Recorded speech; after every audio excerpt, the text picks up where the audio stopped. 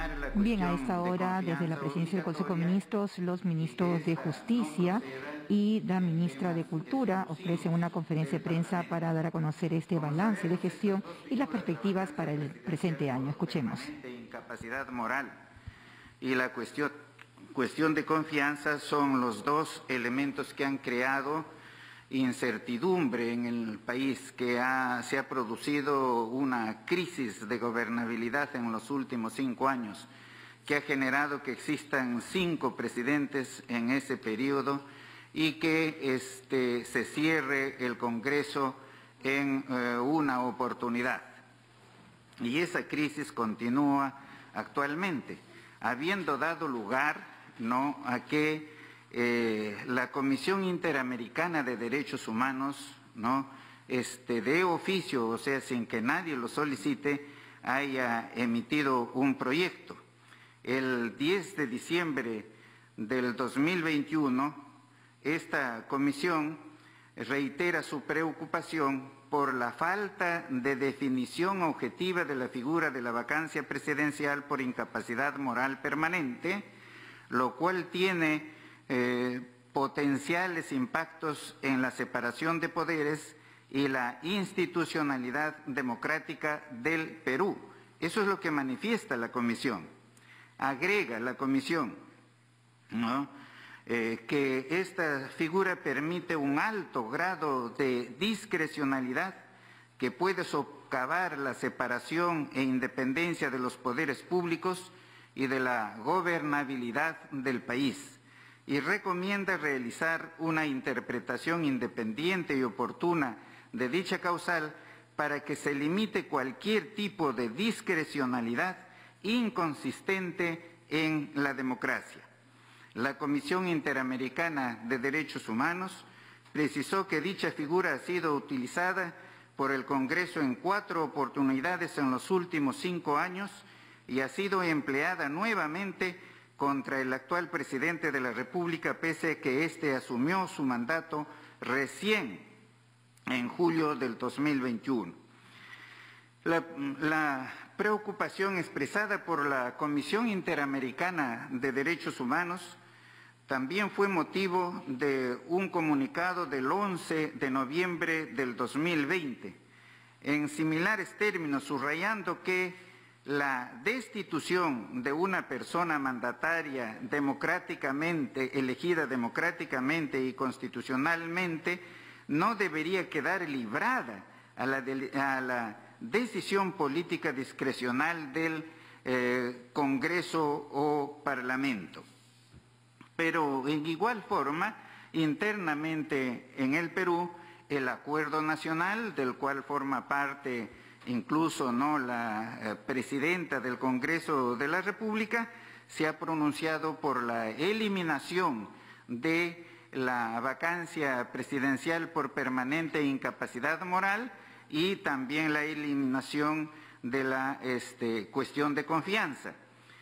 Sin embargo, este proyecto no ha sido tratado en el Congreso de la República, no obstante el tiempo transcurrido, pero sí se han emitido leyes que toman en parte este proyecto. Por ejemplo, el de limitar al extremo la cuestión de confianza y no modificando la Constitución, sino mediante una ley ordinaria.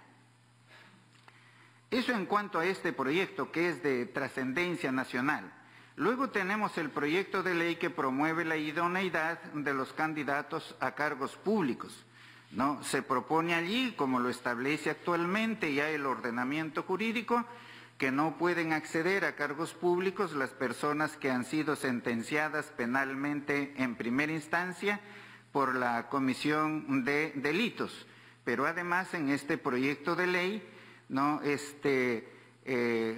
agregamos que no podrán acceder a esos cargos públicos, ni tampoco a cargos públicos por elección, ni tampoco a cargos de confianza, aquellas personas que están siendo procesadas penalmente y que ya tienen o cuentan con una acusación fiscal. ¿Por qué? porque cuando se ha llegado a esa etapa de la acusación fiscal, se está acreditando ya fehacientemente que existen suficientes elementos de prueba sobre la comisión del delito. Entonces, lo que perseguimos con esto es que lleguen a ocupar estos cargos personas, pues, que tengan la suficiente probidad, la suficiente honorabilidad para ejercer el cargo. Sí. El proyecto de ley que promueve la celeridad en los procesos sumarísimos como son los de desalojo, los de alimentos, los de reconocimiento de paternidad, los interdictos, entre otros procesos sumarísimos, que son unos procesos muy fáciles de resolver, y su nombre dice que son sumarísimos, pero que en la realidad, en la práctica, son larguísimos, ¿no? Y esto es un enorme perjuicio para la economía del país, porque, por ejemplo, solamente para poner un ejemplo, los procesos de desalojo, ¿no? Procesos sumarísimos, se interpone la demanda de desalojo, por ejemplo, por vencimiento del contrato de arrendamiento, ¿no? El demandado tiene 10 días para contestar, luego de la contestación hay 5 días para una audiencia única, ¿no? De excepciones, pruebas, ¿no? Y sentencia, pero esto no se cumple, esto dura años, este proceso sumarísimo. Se ha demandado el desalojo por el vencimiento del plazo del contrato de arrendamiento, ¿no? ¿Y qué tiene que hacer el juez? El juez lo único que tiene que hacer es mirar el contrato, ver si el contrato ha vencido, y si es así, si es verdad que ha vencido, si no se ha renovado, entonces lo único que tiene que hacer es declarar fundada la demanda. Y si se ha renovado, infundada la demanda. No tiene que hacer nada más. Pero como les digo, este proceso dura tantos años que ha llegado al extremo en el Perú de que no hay construcciones de edificaciones con fines de arrendamiento. ¿Por qué? Porque en la práctica el arrendatario paga los primeros meses, pero después deja de pagar durante todo el tiempo que dura ese proceso. Luego tenemos el proyecto de ley que establece medidas para la celeridad y eficacia del proceso de alimentos. Este es otro gran problema, el proceso de alimentos, ¿no? Que dura una eternidad. El demandado, el obligado a pagar alimentos, no ya cuenta con sentencia ejecutoriada, pero no cumple. Y si no cumple, no se le va a requerir y bajo apercibimiento de ser denunciado penalmente, ¿no? Y eso, la denuncia penal, el proceso penal también dura largo tiempo, y durante todo ese tiempo el alimentista no percibe, ¿no? Sus alimentos. Lo que se está estableciendo aquí es que el juez que ve el proceso de alimentos, el juez de familia, él mismo pueda hacer que se cumpla su sentencia coercitivamente sin irse al proceso penal, y así aceleramos enormemente, ¿no? estos trámites en beneficio del alimentista, ¿no? Estos juicios, pues, nuevamente reitero, duran una eternidad y no puede ser que un niño esté sin percibir sus alimentos. El juez, ¿cómo va a obligar coercitivamente a que el demandado cumpla? Tiene allí el mandato de detención, ¿no? Por 6 meses, una detención civil por 6 meses, y si dentro de los 6 meses no cumple, se hará una nueva liquidación y nuevamente se podrá dictar otros 6 meses, ¿no? De esa detención civil. Continuamos, por favor, al siguiente. También en el Ministerio de Justicia hemos acelerado enormemente los procesos de extradición, tanto la extradición pasiva como la activa. Se han visto, ¿no?, 110 solicitudes de extradición y de traslado de personas condenadas. Hemos acelerado estos trámites como en ningún otro país. En cuanto a la SUNAR, aquí, mediante la plataforma Síguelo, es una plataforma, tiene esa denominación Síguelo, se han efectuado 21.740.571 consultas de títulos, ¿no? Solicitudes de inscripciones y 526.235 consultas de solicitudes de publicidad. En la plataforma Síguelo, los usuarios pueden seguir en tiempo real el estado de sus trámites o solicitud y se puede acceder desde la página web de la SUNARP, ¿no? Y sus aplicaciones móviles. O sea, aquí la tecnología se ha avanzado enormemente, cualquier ciudadano puede ingresar allí a la plataforma y verificar el estado de sus títulos. 7.705.915 solicitudes de publicidad no compendiosa, no certificada, meramente informativa. No compendiosa quiere decir que no tiene valor como prueba, por ejemplo, para presentarlo en una notaría, para presentarlo en un proceso judicial, sino que solamente sirve para que la persona se informe en qué situación se encuentra, por ejemplo, ¿no? La constitución de una sociedad, los gravámenes que tiene un bien, ¿no? Los embargos con los cuales pueden estar afectados estos bienes, ¿no? Imagínense ustedes una enorme cantidad de solicitudes de publicidad, ¿no? Eso quiere decir que la economía está creciendo en nuestro país aceleradamente. 1.790.669 solicitudes de publicidad compendiosa, esto ya quiere decir que ese certificado que emite el registro público ya es un documento oficial con fuerza probatoria. 1.436.526 títulos inscritos, compraventas, arrendamientos, leasing, hipoteca, etcétera, etcétera, etcétera. Avancemos, por favor.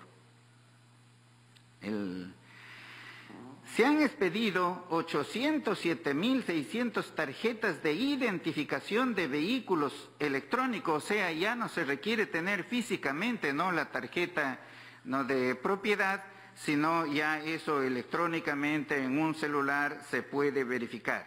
Y así, para no repetir todos los otros casos, pues hemos acelerado enormemente, ¿no?, las inscripciones en los registros públicos, y en tecnología, por supuesto, se ha avanzado también enormemente. El INPE, o sea, el Instituto Nacional Penitenciario.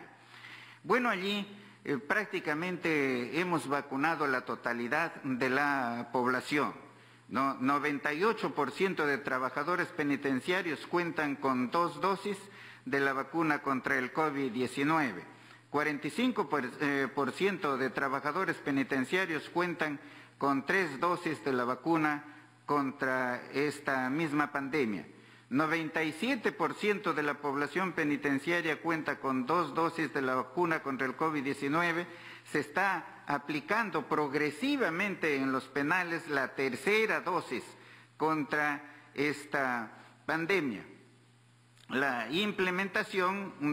han implementado las visitas virtuales, o sea, no las visitas presenciales. Hay visitas presenciales, pero muy escasas. Ahora, con el incremento nuevamente, con esto de la 3ª ola, se han suprimido las visitas presenciales, pero hay las visitas virtuales, ¿no? Continuamos. Los centros juveniles, lo que se llama el PRONASEC, o sea, estos jóvenes que se encuentran en problemas con el derecho penal, que han contravenido, ¿no?, las normas penales. Igualmente allí se ha vacunado prácticamente, ¿no?, a la totalidad de la población contra la pandemia. Pero también estos adolescentes participan en la educación, pueden hacer, ¿no?, allí desarrollar sus cursos de educación primaria, de educación secundaria, e incluso, ¿no?, muchos de ellos han accedido a la universidad o a institutos técnicos. ¿Por qué? porque la rehabilitación se tiene que hacer necesariamente mediante la educación y el trabajo. No hay otra forma de rehabilitar al interno. PRONAVI. Se han obtenido 12.256.000 soles que han sido transferidos al Poder Judicial, al Ministerio Público y al propio Minjus. Es dinero recaudado por estas organizaciones criminales, especialmente la que está liderada por Vladimiro Montesinos Torres. Cerca de 300 toneladas de insumos químicos se han neutralizado, se han destruido. 599 bienes muebles e inmuebles se han recibido como producto de incautación en el marco de la lucha contra las organizaciones criminales que cometen delitos en el Estado. Esos bienes, por supuesto, son distribuidos en uso a diversas entidades del Estado, como puede ser el Poder Judicial, el Ministerio Público, la Policía Nacional, gobiernos regionales, gobiernos locales. Se han recibido también activos por más de 250.000 soles, ¿no? Y 210 kilogramos de oro que han sido depositados en custodia en el Banco de la Nación. Eso en cuanto a PRONAVI. Compromisos con los derechos humanos. Aquí, esto tiene que ver especialmente con la defensa pública. O sea, personas del público que no cuentan con los recursos necesarios, ¿no? No tienen para pagar un abogado, el Estado los tiene que atender, ¿no? 122.224 patrocinios en defensa penal, asistencia legal y defensa de víctimas, 242.460 consultas legales y 72.487 diligencias libres. 5 mega campañas en lo que se brindó 83.175 atenciones a ciudadanos de escasos recursos económicos y en situación de vulnerabilidad.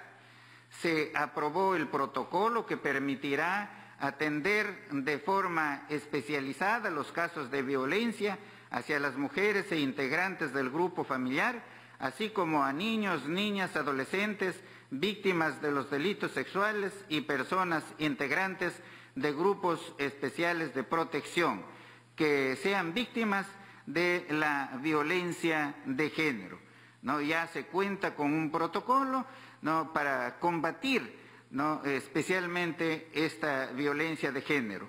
Con el lanzamiento de las conciliaciones, que se denomina la conciliatones en todo el país, ¿no? Se han solucionado 695 casos, los cuales no han sido necesarios que lleguen al Poder Judicial, que lleguen a un proceso, sino allí ha sido resuelto extrajudicialmente.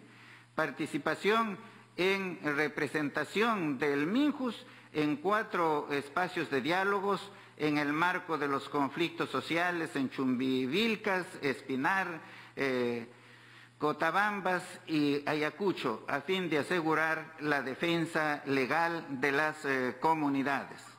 879 personas atendidas en 3 campañas itinerantes del registro de víctimas de esterilizaciones forzadas en San Martín, Piura y Cusco.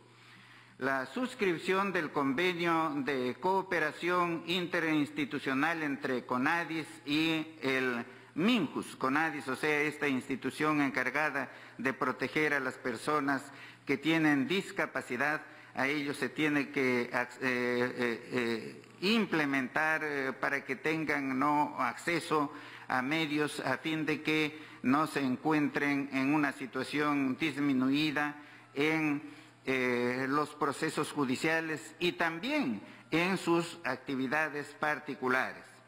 La implementación del Plan Nacional de Acción sobre Empresa y Derechos Humanos 2021-2025. Ha participado el Estado, ha participado las organizaciones empresariales, la sociedad civil, ¿no? Los pueblos indígenas, ¿no? Los sindicatos, ¿no? ¿Cuáles son sus objetivos?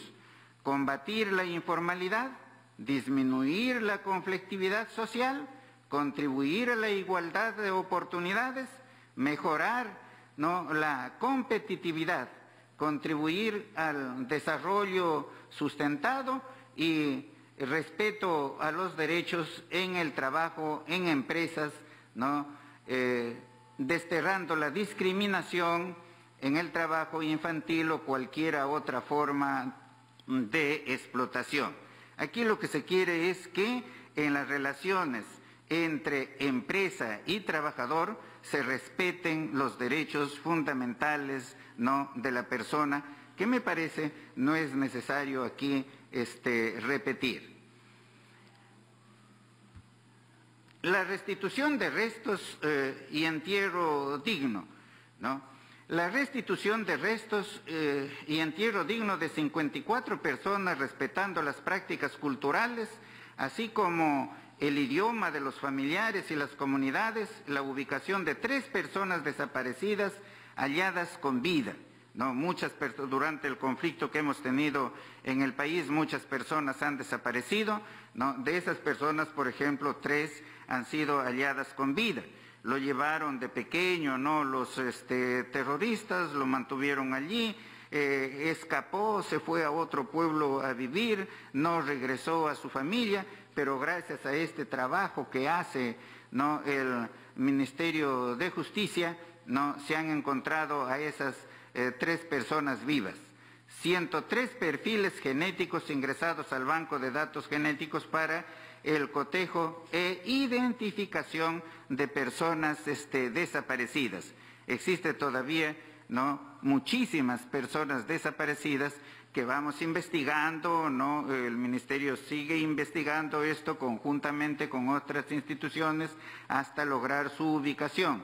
Y una vez lograda su identificación, poder hacer, su ubicación, hasta lograr su ubicación, una vez lograda su ubicación, ¿no?, hacer, ¿no?, la necropsia y luego, por supuesto, tratar de determinar quién es la persona. La implementación del mecanismo intersectorial con la articulación de 8 ministerios para garantizar la prevención, protección y acceso a la justicia de las personas defensoras de derechos humanos. Aquí las personas de derechos humanos, los defensores, los líderes de las comunidades, generalmente son perseguidos y muchas veces ha resultado que son asesinados. La implementación del registro sobre la situación de riesgo de personas defensoras de derechos humanos para la generación de la estabilidad que sirva para la preservación y atención, ¿no?, de estos casos. La entrega de reparaciones, ¿no? Financiamiento de 41 proyectos productivos de infraestructura para 41 comunidades y organizaciones de 9 regiones por un monto de 4.100.000 del Poder Ejecutivo y 2.300.000 de contraprestación de los gobiernos locales, ¿no? Con estos recursos lo que se hacen son proyectos allí para las diversas comunidades, que pueden ser proyectos colectivos como obras de irrigación, construcción de caminos, de pequeñas represas, etcétera, etcétera, con el fin de contribuir, por supuesto, al desarrollo de estas comunidades afectadas especialmente en la época de violencia. 2.600 familias fueron beneficiadas con la entrega de 52 proyectos para la crianza de animales menores y mayores. Menores, cuyes, conejos, gallinas, ¿no? Mayores, por ejemplo, ganado vacuno, ¿no? Ovejas, etcétera.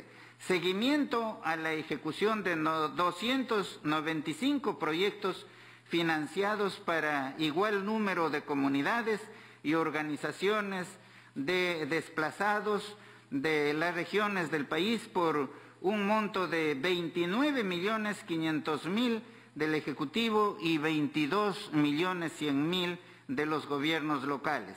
Seguimiento a la ejecución de 295 proyectos financiados por igual número de comunidades y organizaciones de desplazados de 10 regiones del país por un monto de 29.500.000 del Ejecutivo y 22.100.000 de los gobiernos locales. Apoyo económico a los deudos de los fallecidos y 28 heridos de gravedad en las movilizaciones de noviembre y diciembre del 2020, que son hechos que todavía están frescos. El monto total utilizado para estos fines es de 800.000 soles. La creación de la Comisión Multisectorial, el seguimiento a la atención principal en la salud a heridos de gravedad en movilizaciones de noviembre y diciembre también del 2020. Eso es lo que se ha hecho, ¿no? desde el mes de julio, ¿no? a la fecha, entre otras cosas, por supuesto. Por ejemplo, no he mencionado que en el INPE pues estamos construyendo algunos penales, estamos haciendo los estudios para que penales que se encuentran en el centro de la ciudad, como sucede por ejemplo ahora en Apurímac, ¿no? Se hagan los estudios para poder sacar, ¿no? estos centros penitenciarios de ese lugar. Las proyecciones al 2022. No, como proyecciones tenemos culminar con la aplicación de la vacuna contra el COVID-19 al 100% de la población penitenciaria y adolescentes en centros juveniles de todo el país. En el segundo semestre del 2022 se aprobará la primera Política Nacional de Derechos Humanos 2030. Incrementar la atención de la defensa pública. La defensa pública la tenemos que incrementar conforme se incrementan, ¿no? los conflictos sociales. También allí, ¿no? Las personas que no cuentan con recursos necesitan de defensa del Estado. Se atenderá con reparaciones colectivas a 585 comunidades y organizaciones de desplazados del periodo de violencia 1980-2000 con una inversión de 58.500.000 soles. También se otorgarán reparaciones económicas a 351 víctimas de la violencia, ¿no? Estimándose un avance de más del 99% del total de personas acreditadas en el Registro Único de Víctimas.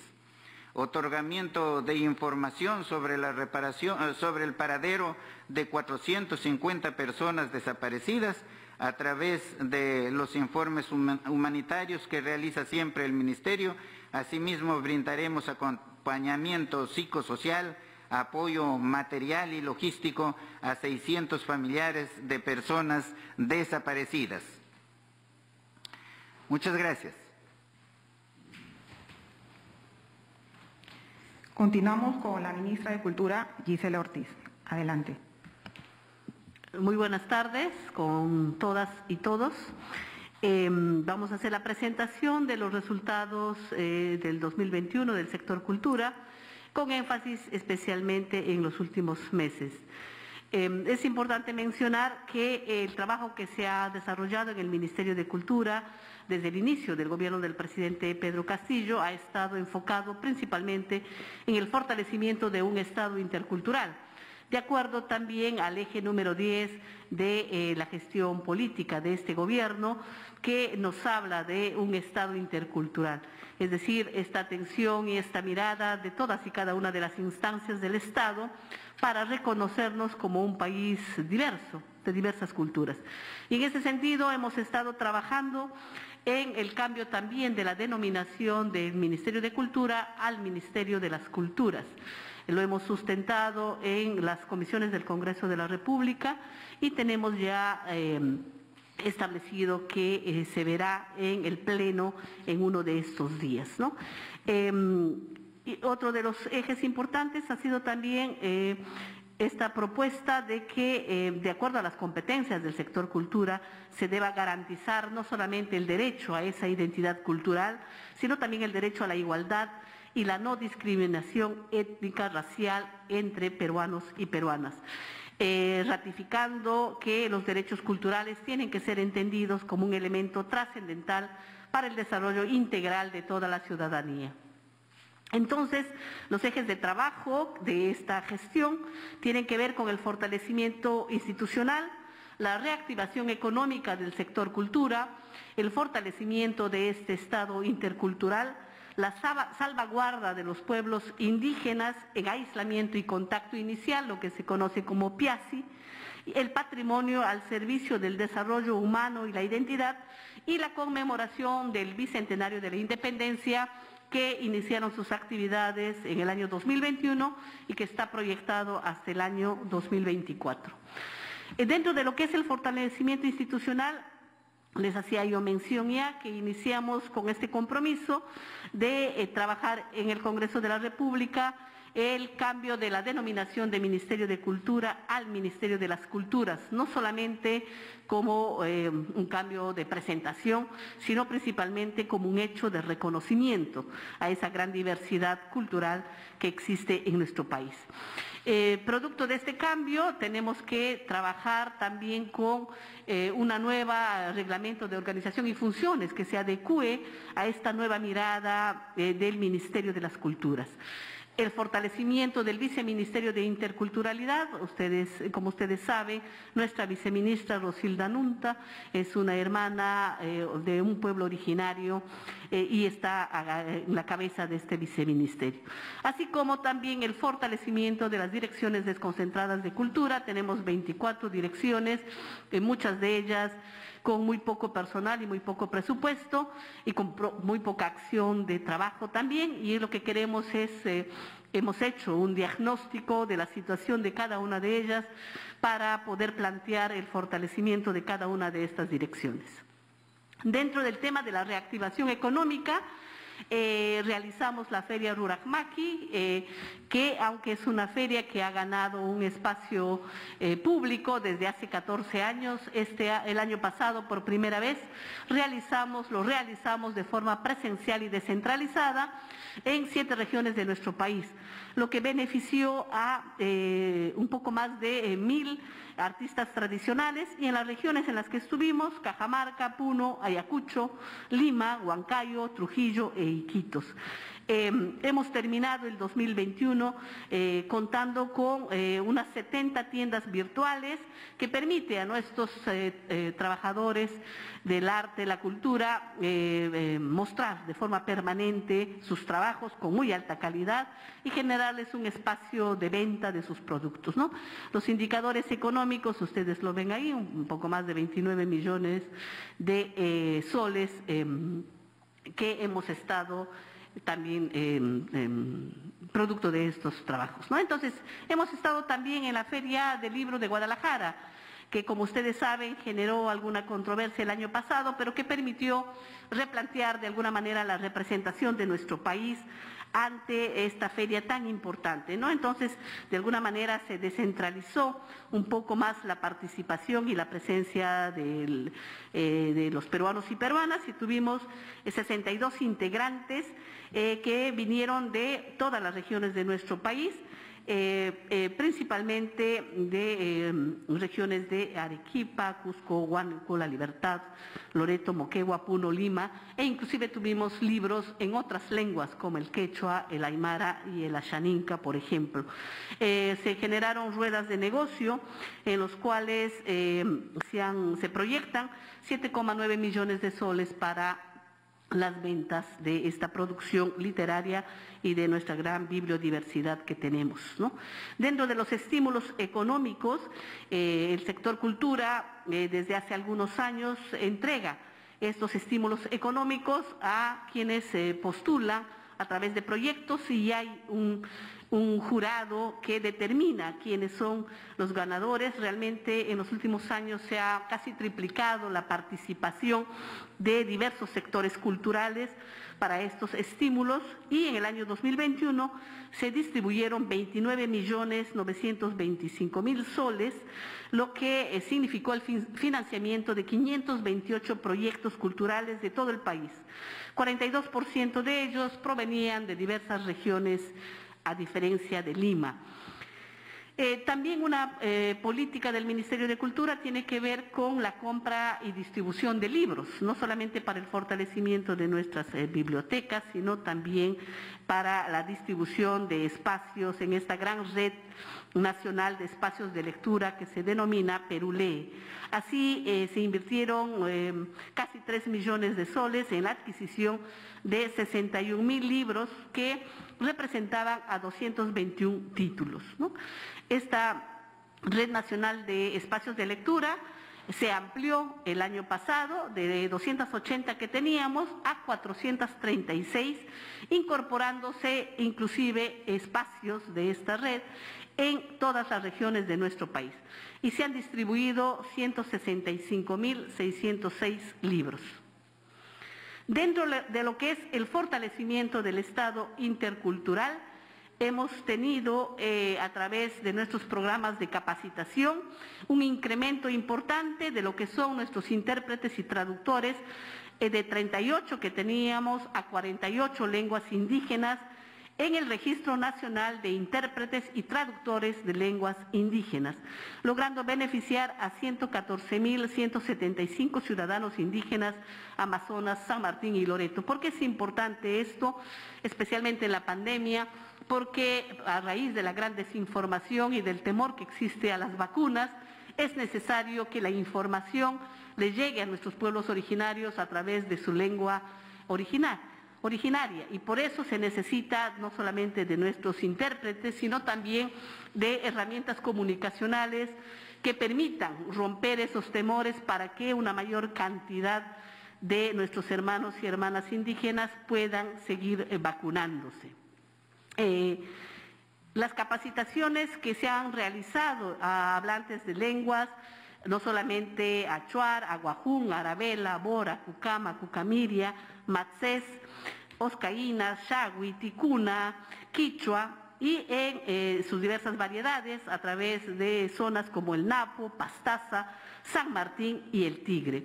Este registro cuenta con datos de intérpretes y traductores de nuestras lenguas indígenas y originarias que han sido certificados por el Ministerio de Cultura y que están siempre como un personal a disposición para las traducciones que se requieran y que pueden estar, se los puede encontrar a través de traductoresdelenguas.cultura.pe, no solamente para cualquier instancia de gobierno nacional, sino también para nuestros gobiernos locales y los diversos programas que se ejecutan desde el gobierno.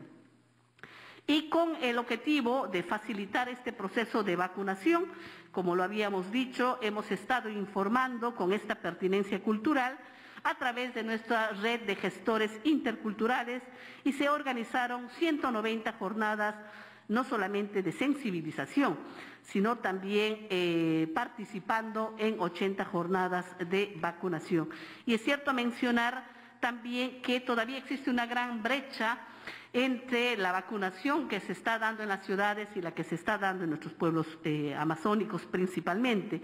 Hay todavía recién un 46% de la población indígena que está vacunada y ustedes saben que el índice a nivel principalmente de ciudades ya bordea el 80%, ¿no? Entonces hace falta seguir no solamente fortaleciendo este sistema de vacunación desde el MINSA, sino también estas campañas de comunicación con esa pertinencia cultural de la que estábamos hablando.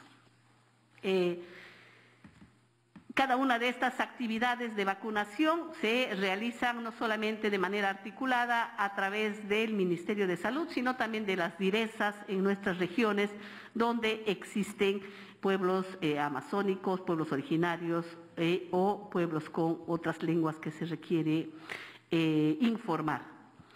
Tenemos un aplicativo que se llama Uyarí, y que significa, y que está al servicio, servimos en nuestras lenguas, ¿no? Este aplicativo es multilingüe y puede ser utilizado por el celular y facilita la comunicación entre los servidores públicos y la ciudadanía que es hablante de una lengua indígena. Funciona a través de cadenas de texto en castellano y lengua indígena originaria, con sus respectivos audios. Hay muchas lenguas que no tienen escritura, que no se leen, sino son solamente orales, para que puedan ser reproducidas durante la atención ciudadana que se brinda, ¿no? Y está dirigida principalmente al uso de los servidores públicos, funcionarios en idiomas quechua, en su variedad del quechua cusqueño, collao, shipibo-conibo, achaninca, aguajún y aymara. Actualmente viene siendo implementado en una primera etapa por la RENIEC en regiones como Ucayali, Junín, Amazonas y Puno. Otro de los ejes de trabajo tiene que ver con esta salvaguarda de los pueblos indígenas en situación de aislamiento y contacto inicial. Entonces, más de 1 millón de hectáreas de la Reserva Indígena Yarabí-Tapiche ahora tienen seguridad jurídica, luego de que se pudiera inscribir en la Superintendencia Nacional de los Registros Públicos. Esta fue en realidad la primera solicitud de creación de reserva indígena que ha sido categorizada por el Estado peruano después de más de 20 años de que nuestros pueblos originarios lo han solicitado, y ahí su importancia. En esta reserva viven principalmente lo que es la población indígena en aislamiento y contacto inicial, lo que se conocen como los piasis, Matsés, Remo y Marubo, y otros pueblos indígenas cuya pertenencia étnica no ha sido posible identificar. ¿Y por qué es importante esta salvaguarda? Porque siendo población que no ha tenido este contacto permanente con otras, no solamente comunidades, tienen un mayor riesgo de salud y de contagio, y hay que siempre tener muchísimo cuidado en la forma como nos relacionamos con ellos. Por eso la importancia de que sus territorios estén garantizados a través de esta inscripción y les brinde a ellos también la seguridad jurídica que necesitan, ¿no? A la fecha tenemos 4 reservas indígenas que han sido inscritas a través de la SUNARP, la reserva de Murunagua, Isconagua, Mashcopiro y la de Yarabí-Tapiche en Loreto, que acabamos de informar. También sobre esta misma reserva Yarabí-Tapiche se ha aprobado el plan de protección para esta reserva, que es un instrumento de gestión no solamente del área, sino que está principalmente orientada a garantizar los derechos en el territorio, la salud y la vida de nuestros pueblos indígenas que habitan en ella. Y por último, con la finalidad de fortalecer la presencia territorial del Ministerio de Cultura para esta protección de los piasi, se ha inaugurado la oficina técnica en Puerto Esperanza, en Ucayali, la ciudad más cercana a esta reserva, Mashcopiro, y 2 puestos de control y vigilancia del Ministerio de Cultura. ¿Por qué es importante esta presencia a través de nuestros puestos de control y vigilancia? Porque lamentablemente muchos de nuestros territorios indígenas están siendo invadidos no solamente por negocios ilegales como la tala de bosques o el narcotráfico, y eso significa siempre un riesgo de nuestra población. Entonces, tener estos puestos permite estar en un contacto permanente para alertar de alguna emergencia y de una intervención inmediata. Dentro de lo que es el patrimonio al servicio del desarrollo humano y la identidad, en coordinación con la Comisión de Cultura y Ciencia y Tecnología del Congreso. Estuvimos en Casma entregando la declaratoria de Chanquillo como Patrimonio Mundial, que fue declarada así por la UNESCO. ¿Por qué es importante Chanquillo? Porque es el primer observatorio solar más antiguo de América y se suma a otros sitios ya declarados como Patrimonio Mundial, como Machu Picchu, Chabindahuanta, la ciudad sagrada de Caral, Capajñán, Chanchán, las líneas de Nazca, entre otros. A través del Congreso, en la aprobación del presupuesto, se ha creado una unidad ejecutora que pueda permitir poner a Chanquillo en valor para el año 2024, cuando estamos culminando las celebraciones del bicentenario de nuestro país y pueda recibir las visitas de todos y de todas. Sobre la cerámica Aguajún, fue declarada también Patrimonio Cultural Inmaterial de la Humanidad por la UNESCO en el mes de diciembre, y este es un reconocimiento importante porque reconoce también no solamente los valores, el conocimiento, los saberes y las prácticas ancestrales que están asociadas a la elaboración de estas cerámicas, sino principalmente porque valora la organización y el empoderamiento de las mujeres, que son las que principalmente se dedican a estas actividades. Además del cuidado del medio ambiente, todos los materiales que utilizan son materiales ecológicos y por eso creo que es importante mencionarlo. En el Ministerio de Cultura, en el primer piso, hay una exposición permanente sobre la cerámica Aguajún. Estamos invitando a todos, a todas que puedan visitarlo hasta el 15 de enero de este año, o sea, ya estamos casi cerrando.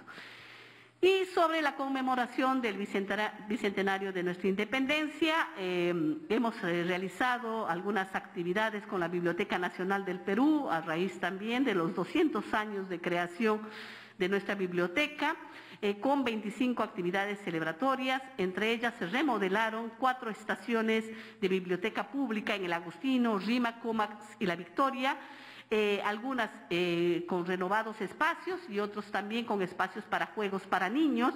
Y es importante mencionar que desde estos lugares se ha brindado también soporte educativo a muchos de los escolares, tanto de primaria y secundaria, que no tienen los espacios donde estudiar. Hemos inaugurado también una estación de biblioteca en Cutervo, Cajamarca, que es la primera que se ha hecho fuera de Lima. Esta biblioteca atendió a más de 4.000 usuarios y se realizaron cerca de 1.000 prestaciones de libros, así como actividades culturales, manualidades, pintura, canto, etc. En el proyecto Bicentenario se organizaron 16 actos conmemorativos e iniciativas ciudadanas en 13 regiones de nuestro país, con una participación de casi 6.000 ciudadanos y ciudadanas.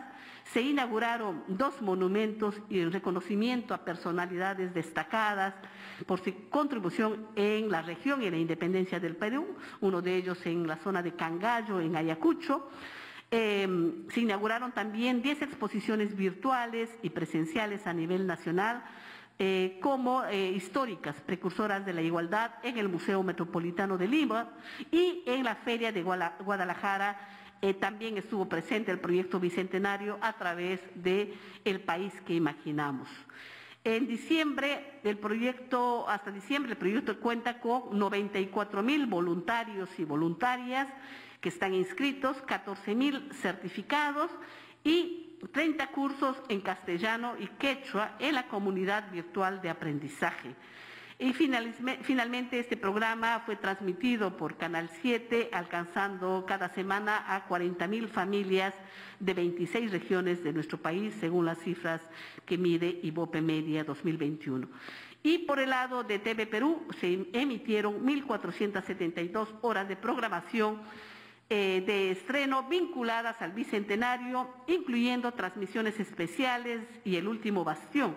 En Radio Nacional se emitieron 52 microprogramas de radios, teatros sobre el Bicentenario, el documental de Francisca Pizarro y 24 microprogramas de Mujeres en la Historia.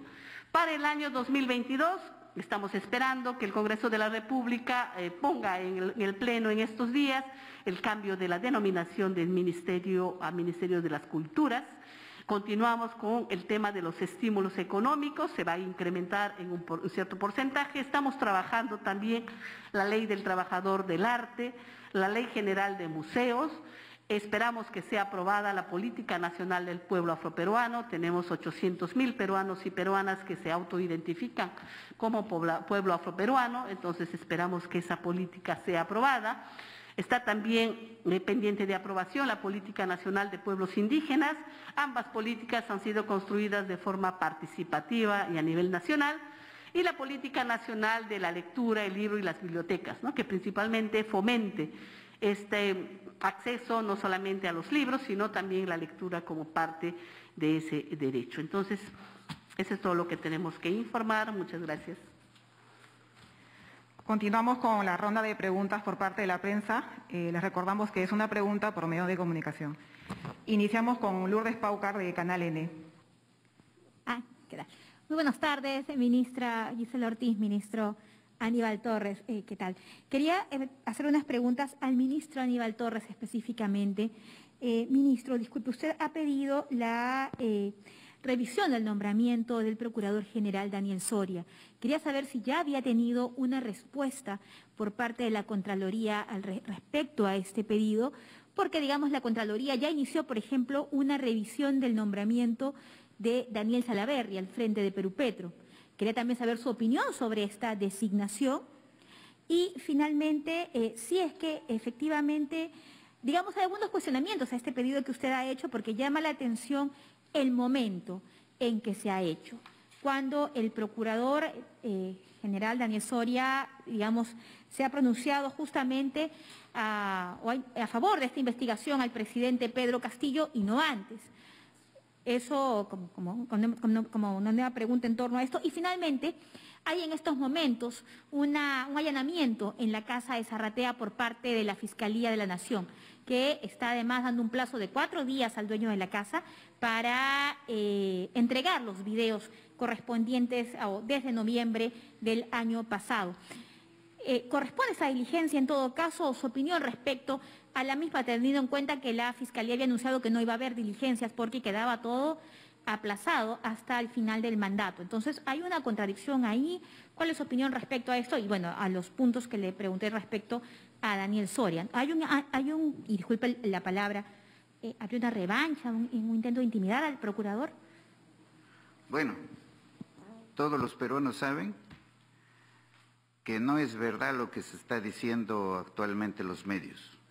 Yo nunca pronuncié la expresión destitución del procurador. ¿Cómo? Revisión del expediente. Revisión del expediente, ¿por qué? Porque se presentaron una serie de denuncias en medios periodísticos y también en las redes sociales sobre ese hecho. Si había denuncias sobre ese hecho, yo debería permanecer no sin hacer nada, me sancionarían por quedarme no pasible sin hacer nada, me sancionarían. Muy bien, frente a estas situaciones y a lo que se vienen diciendo y a las imputaciones, ¿no?, yo he derivado el caso a la Contraloría General de la República. Yo ya no tengo nada que ver con ese asunto. Que el asunto se esté politizando, ¿no?, eso ya tiene otros objetivos, otras finalidades que todos los peruanos conocemos. De manera que con relación al señor Soria no tengo nada más que decir. En síntesis, nunca he dicho que lo voy a destituir, ¿no? Y finalmente el asunto ha sido derivado a una institución autónoma, independiente, ¿no?, como es la Contraloría General de la República, que decidirá probablemente archivar ese expediente. Eso es todo con relación a eso. Con lo que me menciona usted a la intervención en la casa de Breña, ¿no?, pues las autoridades tienen plena libertad de hacer, esas intervenciones, de hacer esas investigaciones. Al público también le consta, a los peruanos le consta, que en un determinado momento no pedía el presidente públicamente que abra el Palacio de Gobierno para que entre la autoridad a hacer las inspecciones que considere necesarias. Eso lo sabe todo el mundo. Incluso el presidente no renunció a su secreto bancario, a su secreto tributario y a su secreto de las comunicaciones. La fiscal de la Nación no es que lo haya liberado de responsabilidad, no, sino que ha abierto investigación. Y esas investigaciones se tendrán que efectivizar al término del mandato, como lo señala el artículo 117 de la Constitución. O sea, la fiscal de la Nación ha actuado conforme a la jurisprudencia preexistente, ha actuado exactamente igual como se pronunció en el caso del expresidente Vizcarra. Y un buen juez lo que tiene que hacer es eso. No puede pronunciarse en un sentido, en un caso, y en otro sentido, en otro caso, siendo los dos casos iguales, siendo los dos casos semejantes. Eso es lo que se llama en el derecho del common law y del civil law también, predictibilidad en la administración de justicia. Pero sin embargo eso ha generado, ¿no?, en nuestro país, y se debe a su nivel cultural que tiene, ¿no?, a enormes críticas al respecto, ¿no?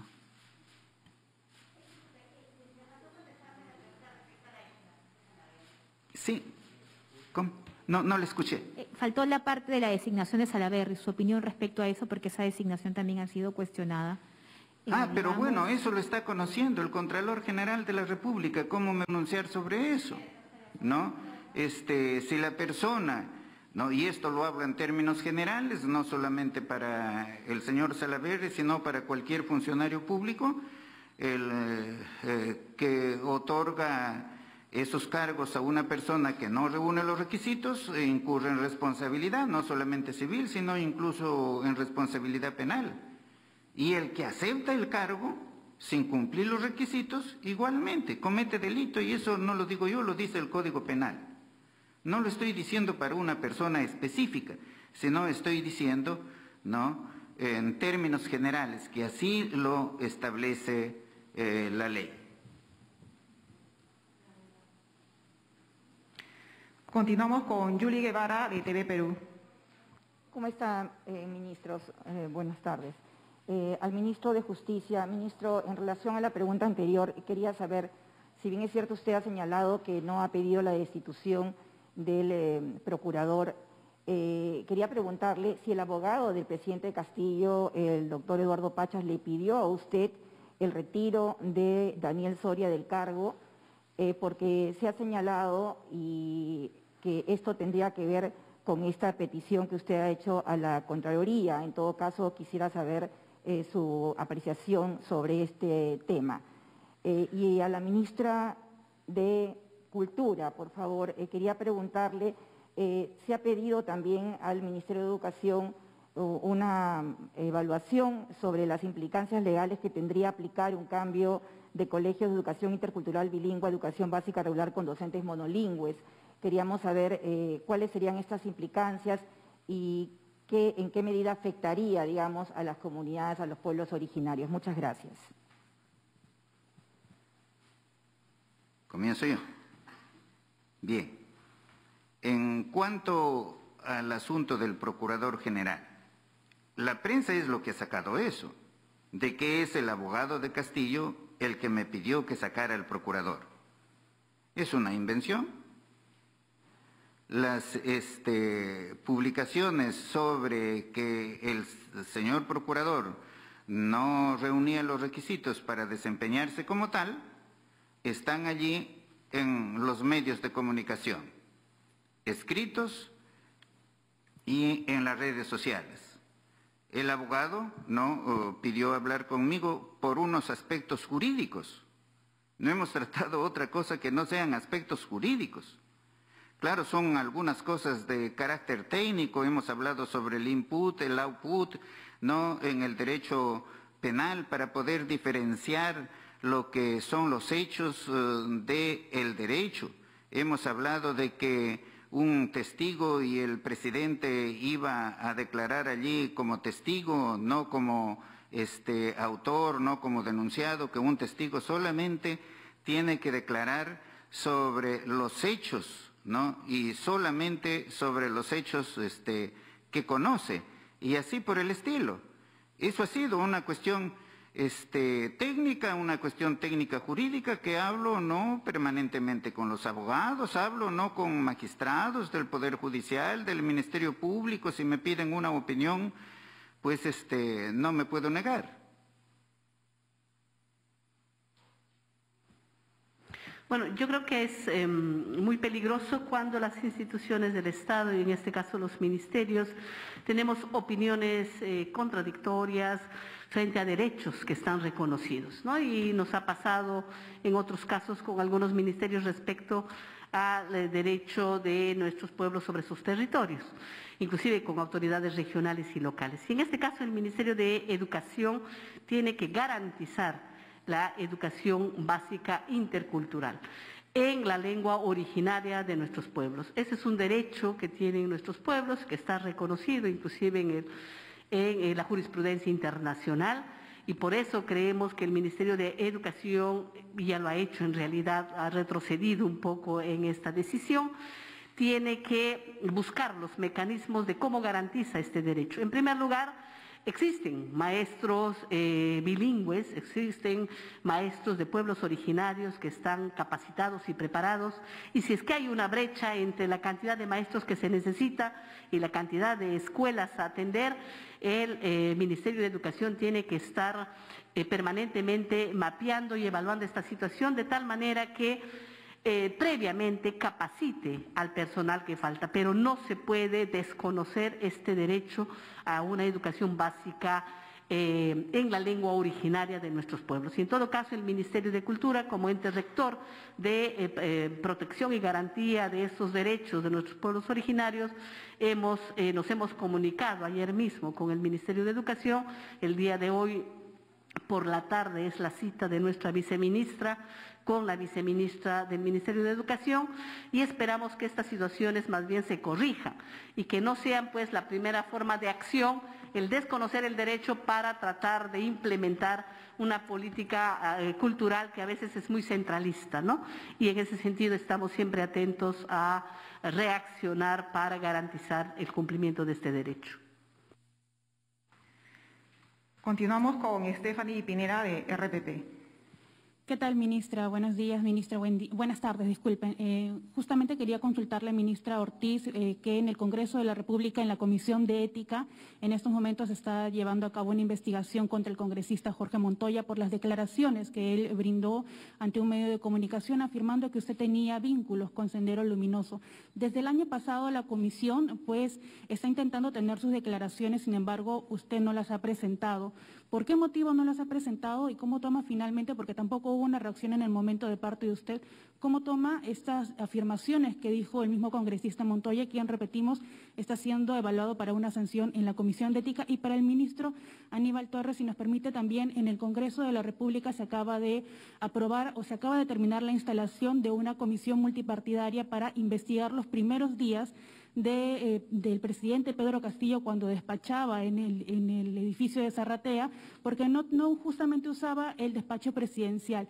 El presidente de esta comisión, el congresista Burga, ha indicado que va a invitar al presidente a dar sus declaraciones. Usted, finalmente, ¿qué le recomienda al jefe de Estado? ¿Asistir o no a esta comisión del Congreso? Muchas gracias a ambos. Bueno, en realidad yo no tendría por qué pronunciarme sobre algún descargo frente a estas acusaciones difamatorias del señor congresista. Lo que el señor congresista tiene que hacer es demostrar alguna vinculación mía con grupos terroristas como él lo ha señalado, y él no lo ha podido sostener en todos estos meses. Creo que el derecho a la dignidad es un derecho que está garantizado por la propia Constitución, ¿no? El derecho al buen nombre que todos tenemos. Y en ese sentido, sí me parece peligroso que se banalice un hecho difamatorio como el de ser señalados como terroristas. Creo que el terrorismo no solamente es un delito grave, sino que le hizo tantísimo daño a nuestro país durante 20 años de una guerra interna fratricida. Y creo que las víctimas, especialmente las víctimas del Estado, no tenemos por qué cargar con el estigma. En el caso La Cantuta, tenemos sentencias de la Corte Suprema, varias, como 5, y tenemos una sentencia de la Corte Interamericana de Derechos Humanos que hablan de la responsabilidad de agentes del Estado, de agentes de inteligencia, en este caso del Grupo Colina, sobre las decisiones políticas y criminales que se tomaron para acabar con la vida de nuestros familiares. Y durante 30 años, yo y los demás familiares hemos sido personas públicas sobre este tema. Cualquier acusación que se quiera hacer en nuestra contra, hay canales para hacerlo. En 30 años nadie ha podido demostrar algún tipo de vinculación con algún grupo terrorista. Y sí creo que es grave pues que un funcionario, en este caso un representante, del Poder Legislativo tan libremente salga a hacer este tipo de declaraciones. Él es el quien tiene que demostrar estas vinculaciones que dice que yo tengo. Y en todo caso, lo que yo sí espero es que la Comisión de Ética realmente actúe en el mandato de sus funciones y garantice este derecho que a mí me asiste y que le asiste a mi familia como a todos los peruanos y peruanas, a la dignidad y el buen nombre.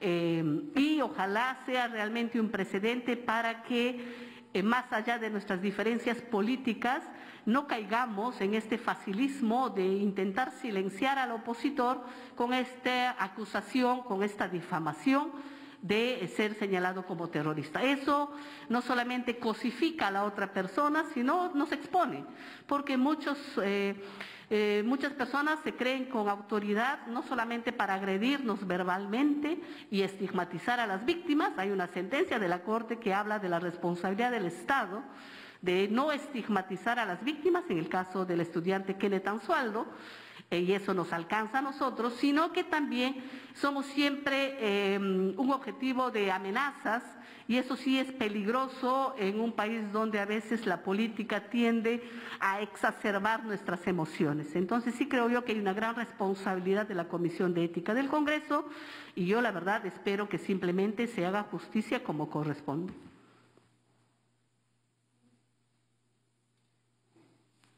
En cuanto a la investigación o la comisión aprobada por el Congreso está en su pleno derecho, ¿no?, de formar las comisiones de investigación que desee. Por lo que se refiere a la investigación del presidente, no, yo no puedo opinar si él va a concurrir personalmente, no, o lo va a hacer mediante otra persona en la forma en que establece la ley, ¿no? Pero yo tengo que estar de acuerdo con lo que el Congreso decida. Por ejemplo, no, yo he sido invitado a dar explicaciones sobre el procurador para el día de mañana, una comisión. Parece que eso se ha suspendido. Hay otro pedido para ir a otra comisión, pero parece que todavía no han señalado la fecha. Ahora hay el pedido, ¿no?, para que concurra a dar explicaciones al Pleno del Congreso, ¿no? El Congreso tiene toda la facultad de hacerlo. El Congreso puede terminar con el mandato del ministerio inmediatamente, y yo no me voy a quejar. Sí les voy a decir, ¿no?, que me parece la última condecoración que estoy esperando, el de que el Congreso me llame al Pleno, ¿no?, y directamente, ¿no?, allí terminar con el mandato en el cargo que tengo, ¿no?, porque lo puede hacer en la forma que lo está haciendo, ¿no?, porque eso es lo que está haciendo, ¿no?, pero es su facultad, ¿no? Y yo seré sancionado por el hecho de haber dicho que voy a revisar el expediente frente a un hecho de corrupción que se menciona en ese expediente. Eso es todo. Es el turno de Carolina Bayona, del diario Perú 21. Ok. Buenas tardes, ministros, ministro. Ministro, usted ha enviado un oficio a la Contraloría para que evalúe la designación del Procurador General Público. Con ese mismo criterio, usted pediría que también la Contraloría analice el nombramiento de Daniel Salaverry en Perú Petro.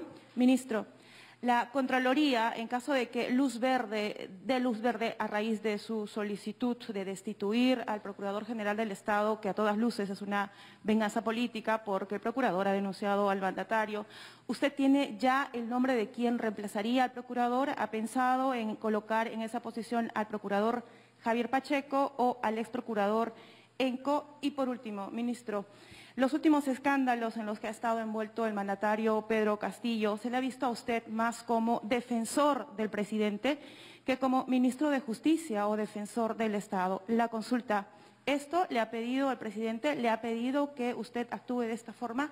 Por la respuesta, muchas gracias. Comienzo por lo último. No, yo no me he convertido en defensor del presidente de la República ante ningún tribunal. Yo he actuado, me he pronunciado sobre hechos que son de público conocimiento y por supuesto que he defendido al Ejecutivo, ¿no? Frente a la avalancha de críticas, algunas no sin ningún fundamento y que algunas están quedando ya desvirtuadas.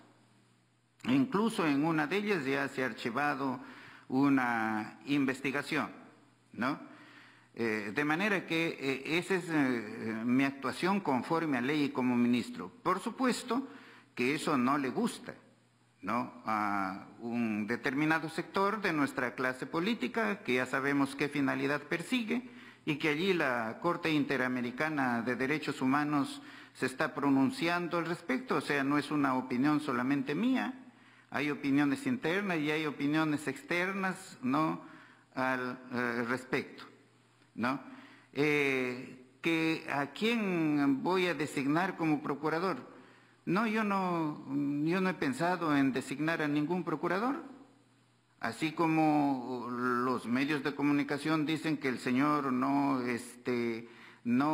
ha incurrido en ninguna infracción, qué sé yo, entonces pues tendrán que tener la plena seguridad de que la Contraloría General de la República no va a archivar esa comunicación que le he remitido.